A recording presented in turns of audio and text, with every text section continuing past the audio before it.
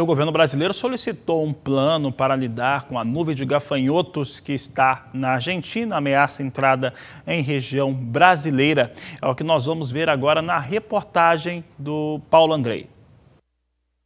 A invasão de gafanhotos no Brasil já foi uma ameaça mais concreta, mas não dá para dizer que ela está descartada.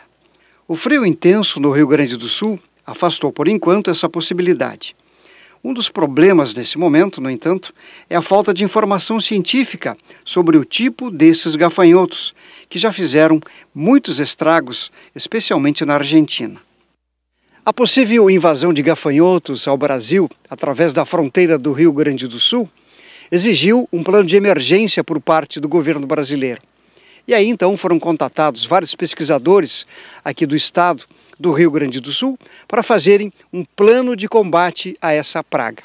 Esse plano já foi encaminhado ao Ministério da Agricultura e agora deverá ser avaliado e, se aceito, ser então colocado em prática.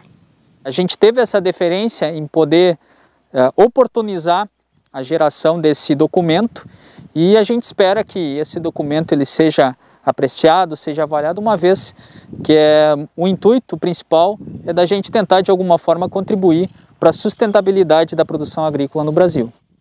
O projeto ele prevê desde o conhecimento básico da espécie, que é aquela coisa, para a gente lutar contra o inimigo, a gente tem que conhecer o nosso inimigo.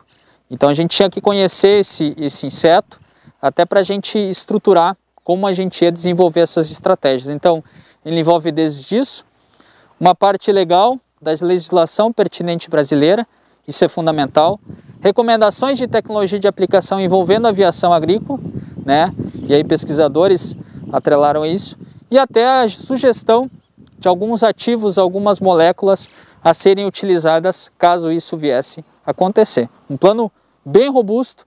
A gente não pode utilizar número de páginas como pressuposto, né? Mas um plano com quase 40 páginas fundamentadas cientificamente. O professor Maurício Batistella considera que esse é um momento não de receio, mas sim é preciso prevenção.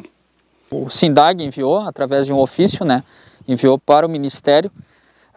Claro que é uma sugestão e eu acredito que agora falta o Ministério analisar, ver a viabilidade disso, uma vez que eles já tinham alguns documentos que balizando as estratégias, mas agora falta eles analisar, dar um retorno e, se caso, porventura, eles acatar isso daí, acredito que vai ser de grande valia, principalmente para esse organismo potencial de dano que a gente tem. Nós temos que ter receio dessa situação? Prudência é fundamental.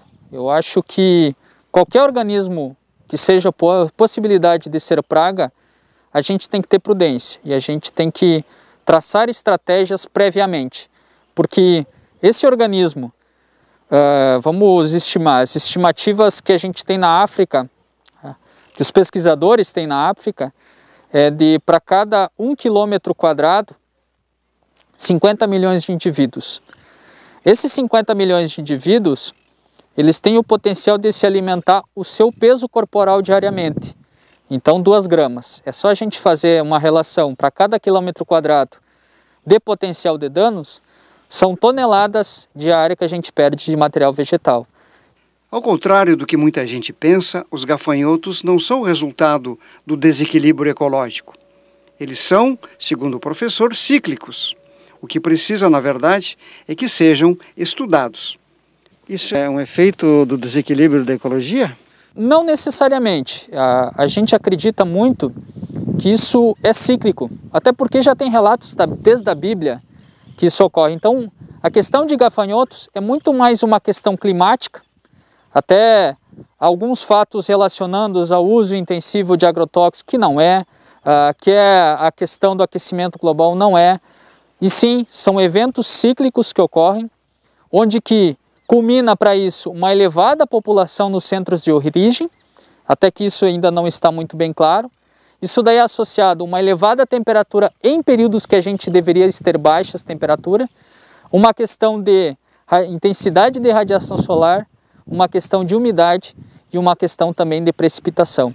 Ou seja, são várias variáveis que, associadas às correntes de vento e o sentido dessas correntes de vento, que fazem com que essas nuvens sejam geradas. Ou seja, não são afirmações simples que vão definir a formação ou não de uma nuvem, e sim formações embasadas cientificamente, que eu acredito que possivelmente pode ser um próximo passo de pesquisa, que a gente promover uma série de modelos estatísticos para a gente tentar estabelecer quais são os parâmetros que mais influenciam essas formações e na nossa probabilidade, em função da previsibilidade meteorológica que a gente tem, da gente poder estabelecer como vai se comportar esses indivíduos. Ou seja, tem muito pano para manga ainda para a gente pesquisar.